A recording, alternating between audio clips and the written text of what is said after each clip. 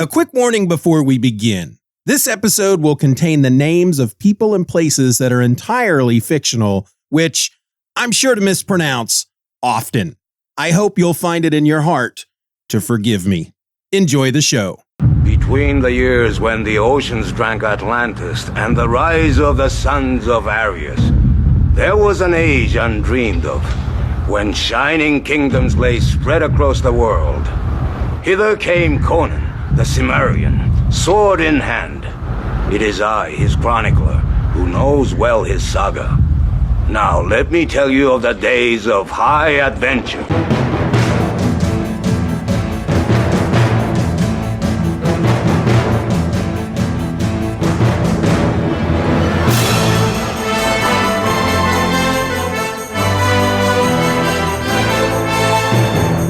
From Steeven or Else Media, this is Hither Came Conan, treading the jeweled thrones of Hyborian beneath my sneakered feet, one comic book at a time. I'm your host, my name is Steeven, and hey, it's time once again to step out of the 70s and step back into the present with issue number 6 of Conan the Barbarian from Heroic Signatures and Titan Comics.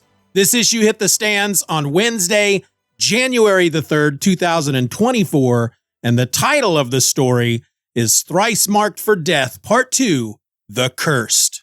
It was written by Jim Zub, art by Doug Braithwaite, colors by Diego Rodriguez, letters by Richard Starkings, and the editor was Matt Murray. Into the boat! Previously in Conan the Barbarian. Conan, following the tragic loss of his one true love, Bêlit, the Queen of the Black Coast, has taken a job in Shadizar working as muscle for a crew of thieves who call themselves the Glory Hounds. The crew has been hired to break into the Temple of Bel and steal a valued jewel called Tarim's Touch. A suicide job for most, but the Glory Hounds make it happen. When they locate Tarim's Touch, however, Conan recognizes it for what it is, a bit of the black stone he encountered during the whole Bound in Black Stone arc from issues 1 through 4.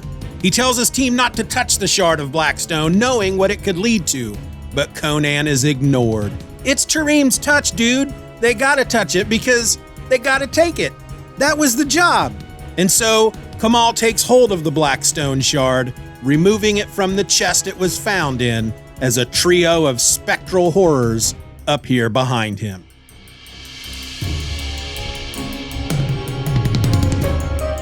As issue 6 opens, before we have any resolution to the cliffhanger ending of the previous issue, what with the 3 glowing green spirits with murder in their eyes, we first have another flashback, another memory of Conan's time with Bêlit. In the flashback, Conan is swimming through a specific memory, one in which Bêlit has asked him if he fears the gods. Conan gives his thoughts on Mitra, Set, and Bel before the memory shifts, and we see Bêlit dead, hanging from the yard arm of her ship, before it shifts once again, and we see her spirit return to aid Conan as he battles the winged horror that killed her. The flashback ends, and we are back in the present as the 3 skeletal specters attack. One of the spirits goes immediately for Kamal, who is holding the shard of black stone, which the spirits refer to as the vessel. Conan, very much the man of action, tackles Kamal in order to remove him from harm. Why didn't you just yell, "Look out"? Didn't you read my green sheet? Man of action. Another spirit plunges its hand into Grief's chest, which doesn't kill the lockpick, but it does incapacitate him, and he's out for the rest of the issue. None of the Glory Hounds know how to fight ghosts until Kamal has himself one humdinger of an idea. He tosses a small pouch into the air near where the 3 specters float, and shouts at Conan to hit it with his sword. Conan does so, and the bag rips open, exploding and showering the spirits in a dust of pure silver, which drives them back. Taking advantage of the distraction, Conan tosses Grief over a shoulder, and the Glory Hounds beat feet. The specters give chase as Conan and the crew flee aimlessly, searching desperately for a way out of the temple, until they eventually stumble into a room full of armed monks. Conan crouches, places Grief gently on the floor, then rises, pulling his sword. While Kamal gasps that there are too many for them to fight, Chandra points out that there really aren't. That is, there aren't too many for Conan. Before anyone can so much as blink, the Cimmerian is among them, his blade cutting each of them down like stalks of wheat. For his teammates, this is the first time they've borne witness to the full savagery of the barbarian, and they look on with a newfound fear in their hearts. The trio of spirits arrive before the last body has hit the floor, pulled to the room by the smell of blood. They demand the return of the vessel, stating that it's waiting for a greater power. They take out first Kamal, then Chandra, using the same icy touch they had used on Grief. Unlike Grief, however, the other two Glory Hounds are still conscious. It's as they direct their full attention on Conan that the specters suddenly sense that the Cimmerian has come in contact with the vessel, the Black Stone, once before. Furthermore, they now know that Conan has already felt their master's touch, and that the barbarian may be worthy, perhaps. With that, the specters seem satisfied, and so they fade away. Conan and the crew, however, still have a job to do. They have Tarim's touch, the shard of black stone. Now they just need to find a way out of the temple. And so, Conan, the man with the plan, snatches up a fresh corpse and tosses it through a nearby window, shattering the glass and creating a means for their escape. Soon after, Conan, Chandra, and Kamal meet up with Yakur the Found, the monk who had hired them. And when he takes hold of the black stone, Yakur can tell right away that something is wrong. The vessel, he claims, is empty. It no longer carries the spark within. It's passive, powerless, utterly inert. He's curled up his tootsies, he's shuffled off this mortal coil! He's run down the curtain and joined the bleeding quarry vestibule! It also means, Yakur explains, that Tarim's touch is of no use to him and therefore refuses to pay the Glory Hounds the exorbitant fee he has promised them. Conan, placing a firm hand on Yakur's shoulder, tells the monk that he will pay, or the Cimmerian will simply take the coin from the man's corpse. The monk, looking Conan in the eye, is suddenly overcome with terror, but not, it seems, from the barbarian's threat. Yakur stammers out that they've already escaped. He hands over a fat purse of coins to Conan and then flees, but not before telling the thieves to spend their money while they can, which, I don't know, sounds a bit ominous. With payday now in hand, the Cimmerian goes back to what he was doing at the opening of the previous issue, and that's getting himself good and drunk.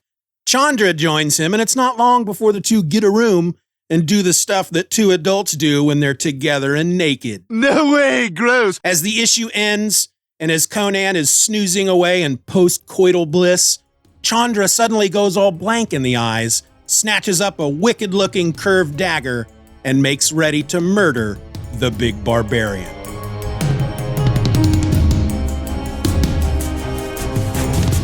So, this issue was just brutal. I mean, very violent, very bloody. There were boobies. Boobies? And it really earned the mature reader's warning on the cover. But I'll tell you what, how about instead of me fumbling my way through trying to explain why I enjoyed the issue, you know, in that intelligent sort of way that a reviewer might do so, let's just talk about my favorite bits in that segment that I like to call Steeven's favorite bits.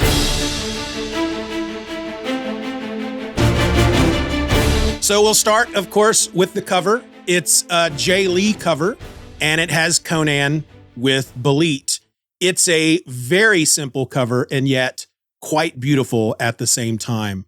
It's really nice looking. It's a nice looking cover. It's one of my favorites so far of the series.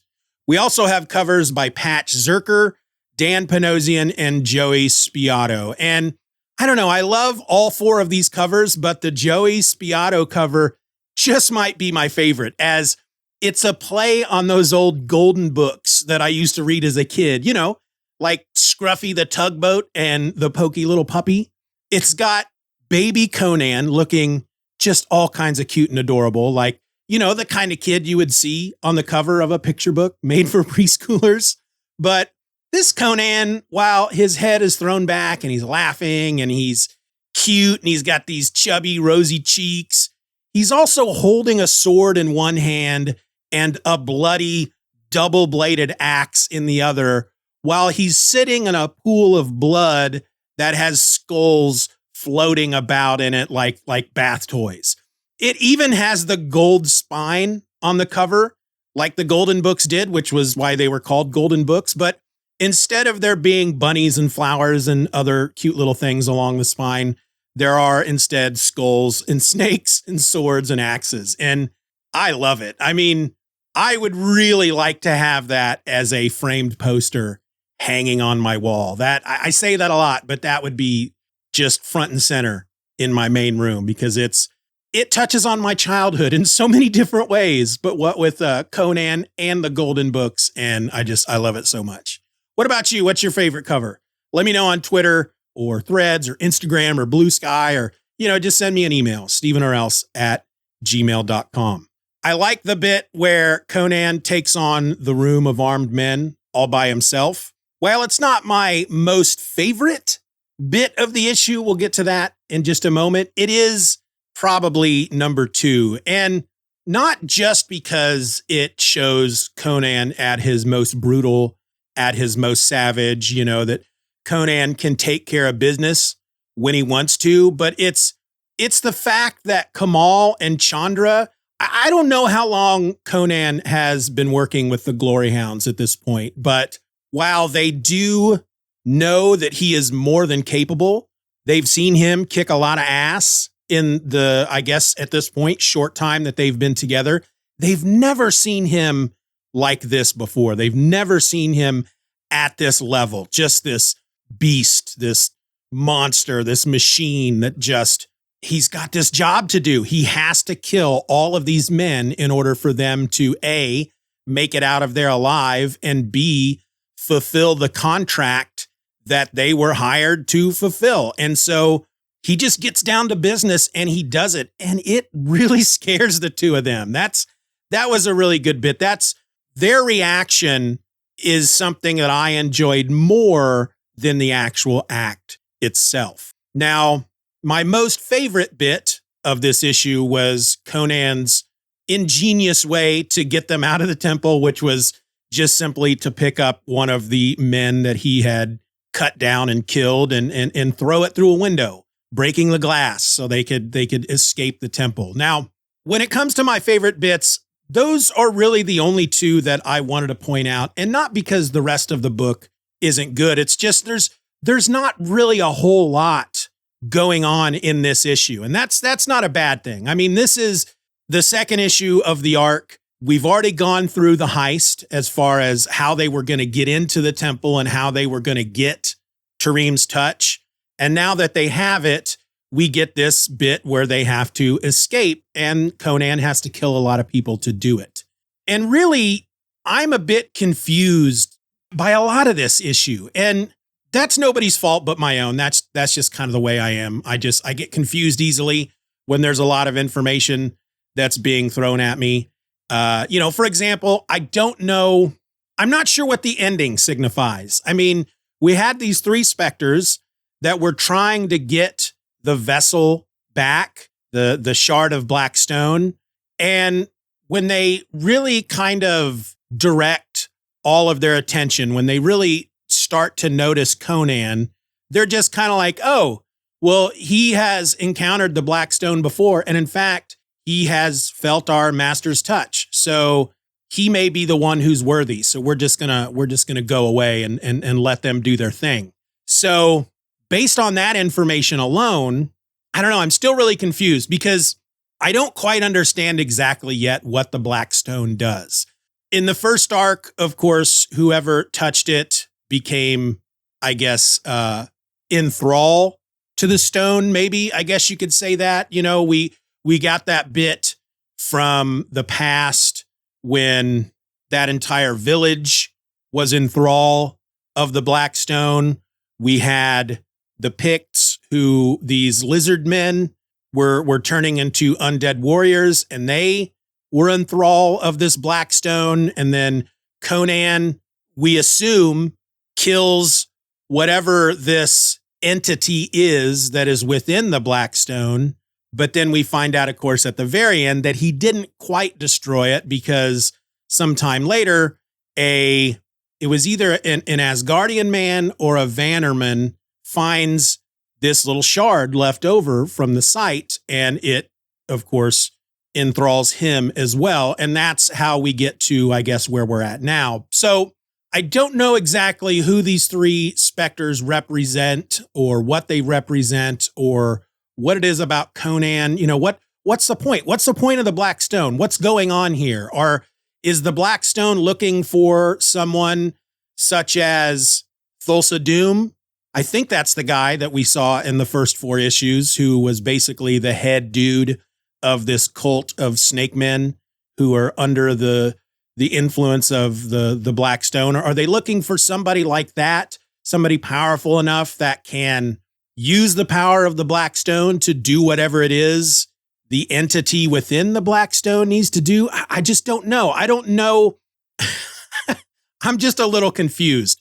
When Yakur, the monk, when he takes hold of the Black Stone and he realizes that it's empty, what does that mean? Was it just the 3 specters that were in the Black Stone, and now that they're free, there's nothing there anymore? And is it more than just the 3? And is the reason he is so scared at this point is that he knows that whatever was in there has escaped and it's now going to, enthrall the entire world? What does that have to do with Conan? Why did the 3 specters walk away, basically, when they came into contact with Conan?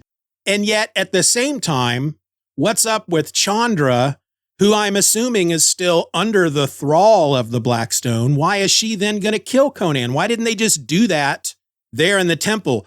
I don't know. Maybe it's because when, this is just now entering into my head. Sometimes I have to talk this stuff out in order to fully understand what it all means. But maybe when those 3 specters started to really notice Conan and they realized that Conan had come in contact with the vessel and had come in contact with their master, also, I guess, realized that he practically destroyed their master. And so they thought, nah, there's nothing we can do right now. He is way more powerful than he appears to be. He can take us out. Let's just leave, and then we'll kill him when he is a bit more vulnerable. And that's what's going on there at the end of the story. That's my guess. That's what I'm going with so far. I'm still enjoying the series. I'm enjoying it quite a bit. If anything, my confusion in this issue just fuels my desire to get to issue number 7, because I'm sure once I read issue 7 and issue 8, it's all going to make way more sense to me, and then I will be looking forward to the next arc.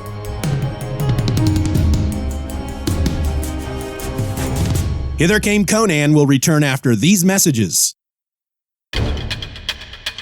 And now back to Hither Came Conan. But yeah, those were my favorite bits, folks. Now that we've looked at those, how about we do a little, well, I guess normally we would do news here, at least that's what I'd call it, but the news that I want to talk about has been out there for a while. So how about instead we call this segment Stuff That Was Once News, but by this point is probably common knowledge.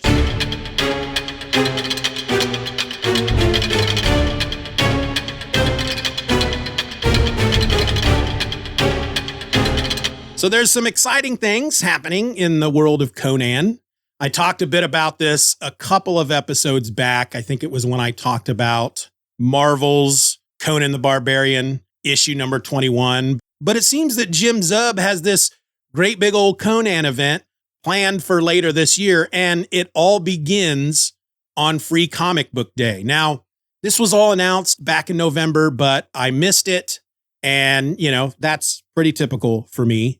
Again, I've talked about this before. I think I said it when we talked about issue number 5, but this is not the podcast that you want to be subscribing to if you are here primarily to stay on top of all the new stuff coming out of the Conan franchise. But here's what the press release said.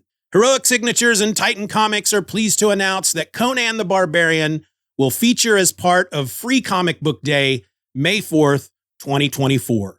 Written by Jim Zub with art by Jonas Scharf, This issue will launch a Battle of the Blackstone event, which will roll out through late summer and into the fall, building on plot lines introduced in the critically acclaimed Conan the Barbarian ongoing series. Conan of Cimmeria is haunted by shadows, a nightmare of events glimpsed beneath dark waters of the past. The unspeakable evil foretold by Thulsa Doom looms over the Hyborian age at every age connected to it, and will take more than a barbarian king to stop its relentless march upon time, space, and sanity. Heroic Signatures and Titan Comics, Conan the Barbarian has been a critical and commercial hit, becoming the highest-selling issue in Titan Comics history. With the series in its second year, Conan the Barbarian Free Comic Book Day edition will give readers a taste of what's to come, including art by brand new Conan artist Jonas Scharf. And we have a quote here from Jim Zub. In May of 2023, we kicked off a brand new era of the Hyborian Age and used Free Comic Book Day as our first charge to reach thousands of new and lapsed readers. Now, a year later, with record-breaking sales for Heroic Signatures and Titan and an energized readership, we are back and bigger than ever. There's never been a Conan the Barbarian event book before, but that changes in 2024 with Battle of the Blackstone. The mythic power at the heart of Robert E. Howard's legendary storytelling will be unleashed. Our Free Comic Book Day prelude issue is perfect for new readers as it sets the stage for high adventure, visceral action, and eldritch horror. So yeah, that's certainly something to look forward to. I definitely am. Jim said it himself. There hasn't been a Conan event before in the comics. Not really. They did some stuff during the Marvel run, the Serpent Crown thing that had Conan in it, but it wasn't just a Conan event because it also had some other Robert E. Howard characters as well as Moon Knight. But this is a Conan event that's going to be, well, I'm assuming it's happening just within Conan the Barbarian. I don't know. Maybe we're going to get like a 4 to 6 main issue title called the Battle of the Blackstone, that's the event. And then stuff that's happening in Conan the Barbarian and maybe even Savage Sword of Conan. Maybe there will be tie-in stories in those two titles as well. I don't know, but it's really exciting stuff. I'm really looking forward to it, and May cannot come soon enough. And speaking of which, the title to the next arc of the Titan Conan the Barbarian run, which is issues 9 through 12, that title has been revealed. It's called The Age Unconquered, and it brings back Roberto de la Torre. So that's also something to be super excited about. And they also released the 4 different covers that we're going to have for issue 9. And one of them, possibly the main cover, that's the one thing that maybe I just wasn't paying attention, or maybe they haven't released. They show us the 4 covers, but they haven't told us which one is cover A, which one is B, C, and D, and blah, blah, blah.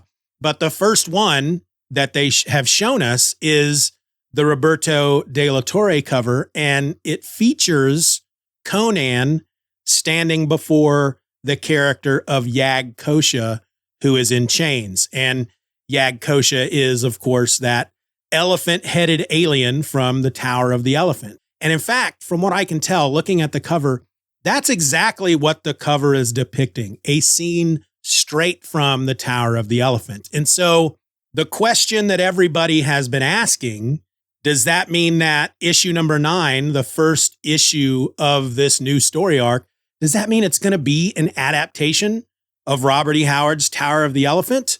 And I don't think so. At the very least, this could be one of those tribute covers. Maybe it's not the main cover. Maybe it's a variant and it's depicting Tower of the Elephant, but because it's not the main cover, because it's a homage, that it has nothing to do with what's going on in the issue.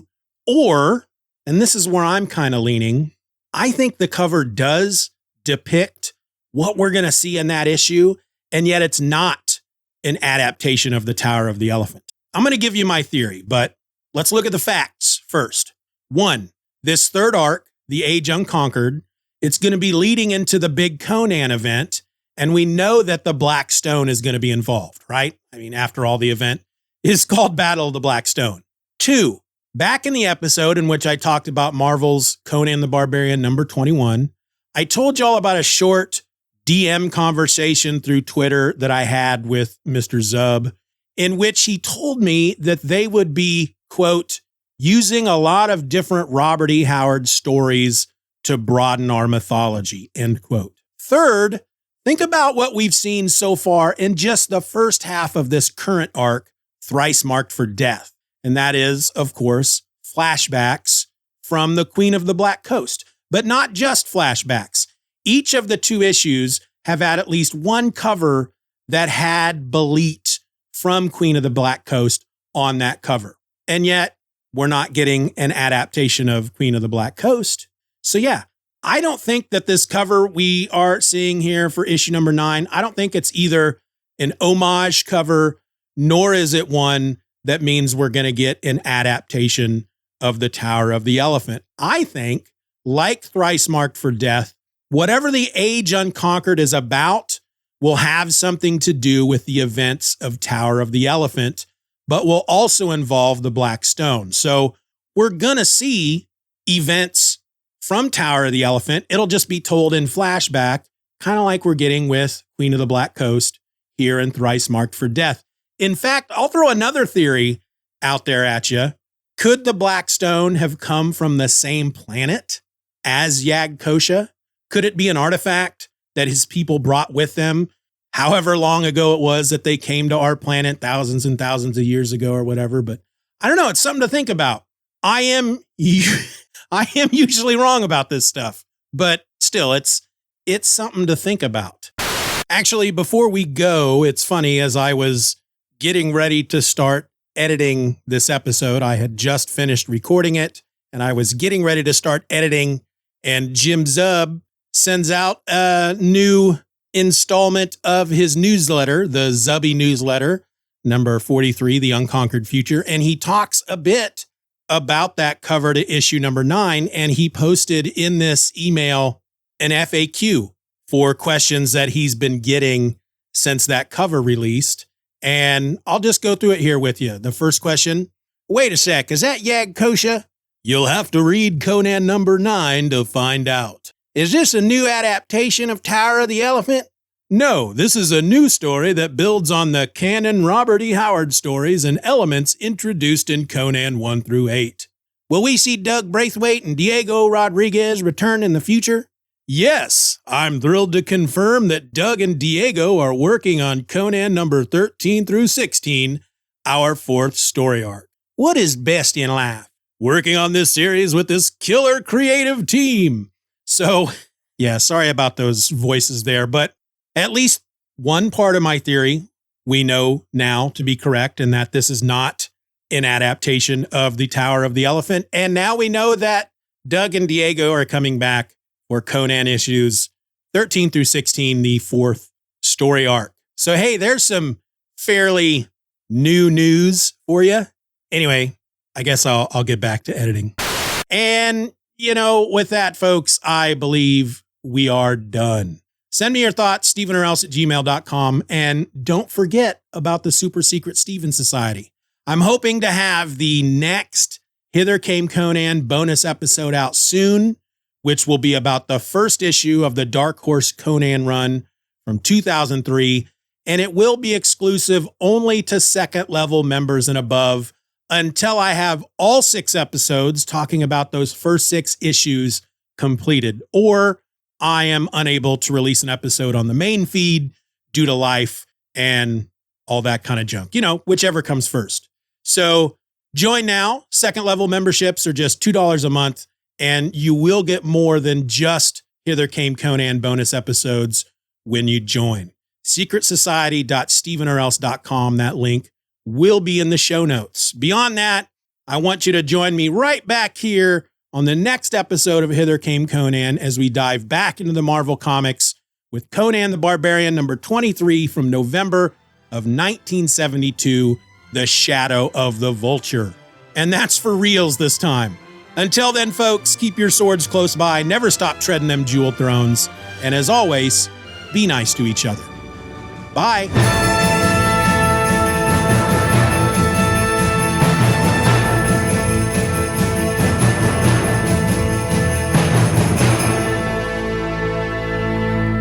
Many wars and feuds did Conan fight.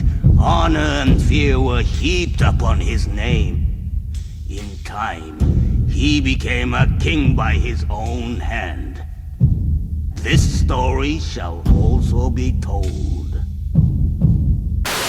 From Steeven or Else Media, this is Hither Came Conan, treading the jeweled beflower. Okay, that's not good when we screw up the very first line. Let's get that out of the way.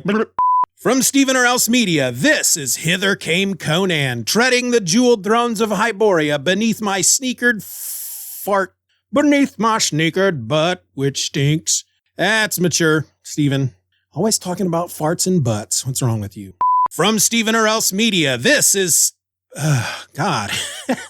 Okay. I'm your host. My name is Steeven, and I'm going to try that again because I just wasn't feeling it. And now the furnace is kicked on, so now I have to get that in the background. So, yeah. Conan following the tragic... As the issue opens, before we have any resolution to the cliffhanger and... As the issue opens, before we have any... why am I can't talk. The Sumerian wastes...